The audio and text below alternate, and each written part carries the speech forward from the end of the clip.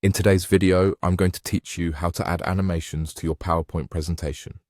Whether you're planning a professional presentation or spicing up a school project, adding animations can make your slides more engaging and dynamic. We'll go through these steps one by one, so let's get started. First, you'll need to open up PowerPoint and have your file ready.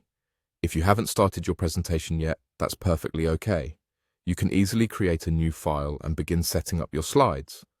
Once you have your file open, the next step is to type out your title. Make sure your title is clear and concise. Then, we're going to spend a little time exploring the many ways you can adjust it to look just right. It's often the first impression for your audience, so it's definitely worth the extra effort. Begin by making your title bold. This will help it stand out and give it a professional touch. You can usually find the bold option in the top menu bar. Once that's taken care of, it's time to play around with the font style. Think about the tone of your presentation when choosing a font. Is it formal, creative, or easygoing?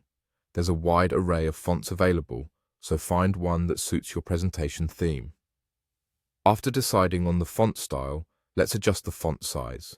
You want your title to be easily readable, even from a distance.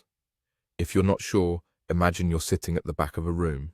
The title should still be legible from way back there. Next comes the exciting part, adding animation to your title and any video content you may have in your presentation. To start adding animations, click on your title to select it. Look for the Animations tab, located in PowerPoint's ribbon at the top. When you click on it, a whole new world of movement options opens up. Here, you can browse through a variety of animations available. There are lots of choices, ranging from subtle fades to more dramatic entrances. Choose one that complements your presentation style. After you've picked the perfect animation for your title, it's time to apply an animation to your video as well, if you have one embedded in your slide.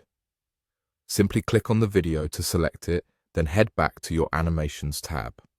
Just as we did with the title, explore the different options and select the animation that best fits your presentation.